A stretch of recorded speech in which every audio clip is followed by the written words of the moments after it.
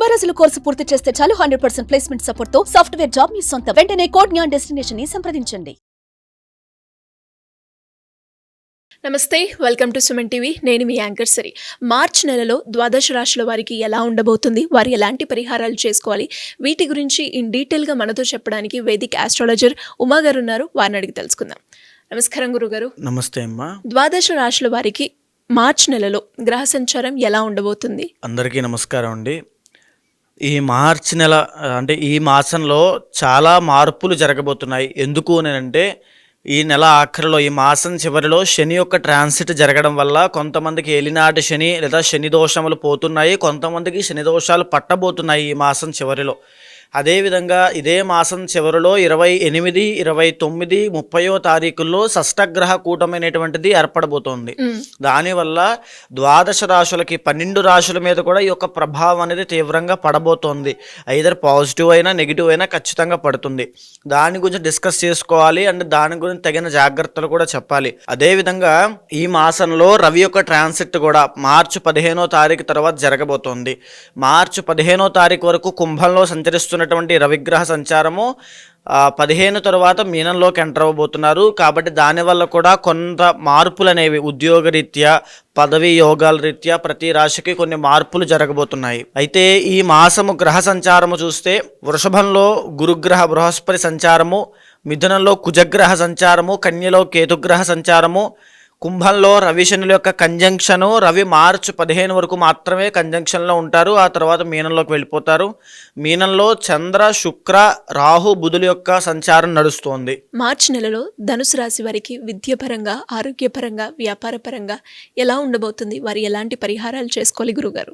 ముఖ్యంగా ధనస్సు రాశి వాళ్ళకి ఈ మాసం, ఫాల్గుణ మాసం అని చెప్పొచ్చు, లేదా మార్చి మాసంలో 5 గ్రహాలు అద్భుతంగా యోగిస్తున్నాయమ్మ.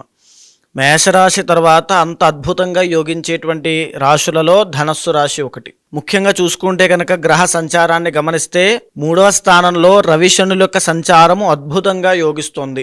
2.5 సంవత్సరాలుగా శని యొక్క సంచారము 3వ స్థానంలో నడుస్తోంది. రాబోయే మార్చి 30వ తారీఖు తర్వాత 4వ స్థానమైనటువంటి మీనంలోకి వెళ్ళిన తర్వాత అర్ధ అష్టమ శని అనేటువంటిది ప్రారంభం అవుతుంది. అయితే 3వ స్థానంలో ఉన్నటువంటి శని ఎప్పుడూ కూడా పదవీ యోగాన్ని, లేకపోతే గవర్నమెంట్ జాబ్ని కానీ ఉద్యోగ ప్రాప్తిని ఇచ్చేటువంటి ప్లేస్మెంట్ అది.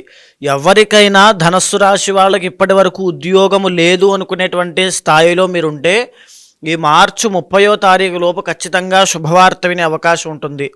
లేకపోతే మార్చి తర్వాత ఏప్రిల్లో అయినా ఖచ్చితంగా కలుగుతుంది. మీ ప్రయత్నమే ఆలస్యము. దాంతోపాటుగా 3వ స్థానంలో సంచరించేటువంటి రవి యొక్క బలం కూడా విపరీతమైన శుభ ఫలితాలు ఇచ్చేటువంటి ప్లానెట్.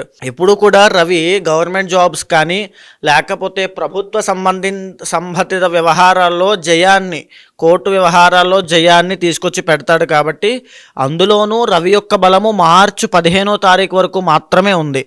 మార్చి 15వ తారీఖు తర్వాత రవి మీనంలోకి ఎంటర్ అవుతున్నారు. అప్పటి నుంచి చతుర్థంలో రవి ఎప్పుడు కూడా ఆటంకాలని, అనారోగ్యాన్ని తీసుకొచ్చేటువంటి గ్రహము. కాబట్టి చాలా జాగ్రత్తగా ఉండాల్సినటువంటి టైం అది. దాంతోపాటుగా 4వ స్థానంలో బుధ, రాహు, శుక్రుడి యొక్క సంచారం వల్ల, అందులో బుధుడి యొక్క సంచారం అద్భుతంగా యోగిస్తోంది. విపరీతమైన ధన ప్రాప్తిని, కార్యసిద్ధిని, సంతోషాన్ని, శుభాన్ని కలగజేసేటువంటి కలయికగా బుధుడు అద్భుతమైన యోగాన్ని ఇవ్వబోతున్నాడు. 4వ స్థానంలో ఉన్నటువంటి రాహుగ్రహ సంచారము కాస్త ఇబ్బందికరంగా ఉంటుంది. వాహన ప్రమాదాల విషయంలో చాలా జాగ్రత్తగా ఉండాలి. మనోవిచారము, దుఃఖము, ఏమవుతుందో అనేటువంటి ఒక భయము, ఏంటి పరిస్థితి అనేటువంటి ఒక దుఃఖము ఏర్పడి ఒక గాయము కానీ లేకపోతే ఇంజురీస్ కానీ అయ్యేటువంటి అవకాశాలు, యాక్సిడెంట్స్ వల్ల, ప్రమాదాల వల్ల జరిగే అవకాశం ఉంటుంది. చాలా జాగ్రత్తగా ఈ రాహు ఉన్నంతకాలము, ఈ మార్చి మాసం అంతా కూడా చాలా జాగ్రత్తగా ఉండండి. టిల్ మే వరకు కూడా, ఎందుకంటే రాహు మేలో ట్రాన్సిట్ కాబట్టి మే వరకు జాగ్రత్తగా ఉండాలి. ఇప్పుడు 4వ స్థానంలోనే శుక్రగ్రహ సంచారం కూడా నడుస్తోంది. కాబట్టి నూతన వస్త్ర వాహన సౌఖ్యాలు కలబడుతున్నాయి. అంటే ఏదైనా ఒక బంగారము చేయించుకోవడం, ఆభరణం చేయించుకోవడం కానీ, కొత్త కొత్త బట్టలు కొనుక్కోవడం కానీ, పాత మిత్రులను బంధుమిత్రులను కలిసి శుభకార్యంలో పాల్గొనడం కానీ, లేకపోతే వారి యొక్క సరదాగా విహారయాత్రలకు వెళ్ళడం కానీ, ఒక జాయ్ఫుల్ మూమెంట్స్ అన్నీ కూడా కనబడుతూ ఉంటాయి. నూతన వాహన సౌఖ్యము, వాహన యోగము కూడా ఈ మాసంలో శుక్రబలం వల్ల కనబడుతోందని చెప్పచ్చు.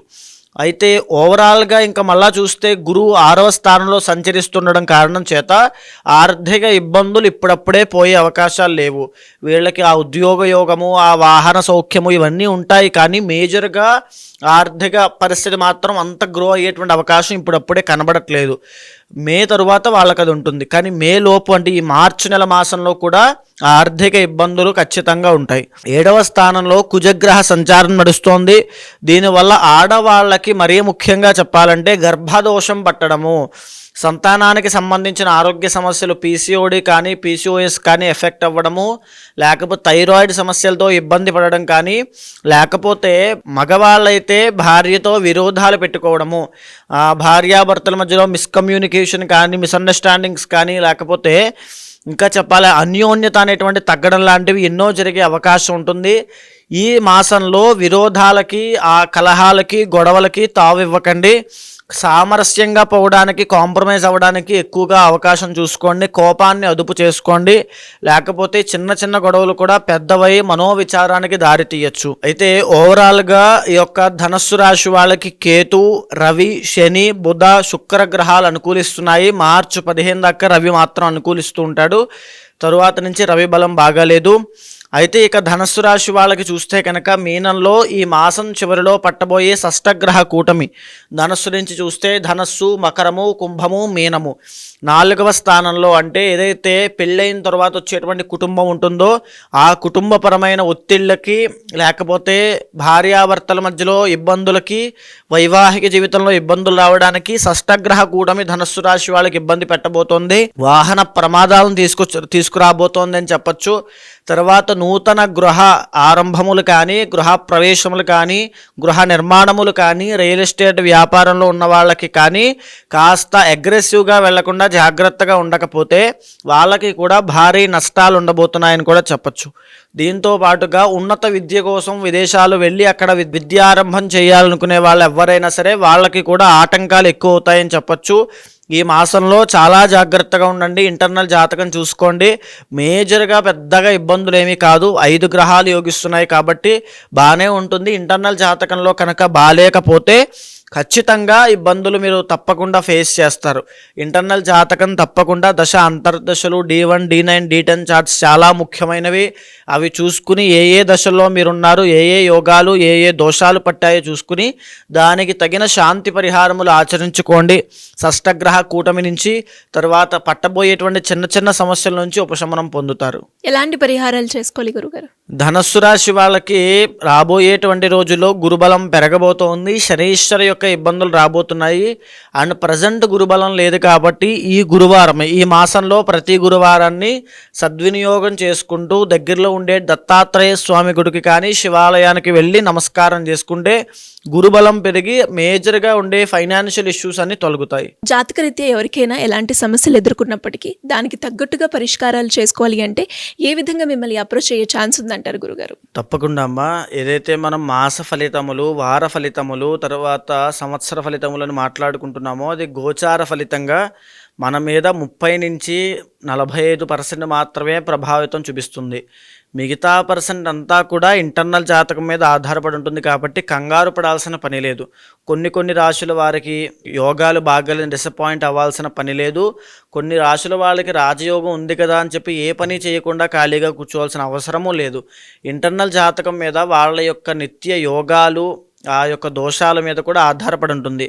సో ఎవరైనా సంప్రదించాలనుకుంటే కింద కనిపించేటువంటి నెంబర్కి కాంటాక్ట్ చేయండి. తప్పకుండా మా వాళ్ళు మీకు పూర్తి వివరాలు ఇస్తారు. దాన్ని బట్టి తప్పకుండా ఇంటర్నల్ జాతకం చూసి దాన్ని గోచారంతో సమన్వయం చేసి ఏ సమస్యతో మీరు బాధపడుతున్నారో అది తెలుసుకున్న తర్వాత దానికి సరైనటువంటి పరిష్కారము, ఏదైతే పరిహారం పూజలు ఉంటాయో అవి చేయించి తప్పకుండా మీకు ఆ రిజల్ట్ వచ్చేలా చేస్తాను. ధన్యవాదాలు గురుగారు. నమస్తే అమ్మా.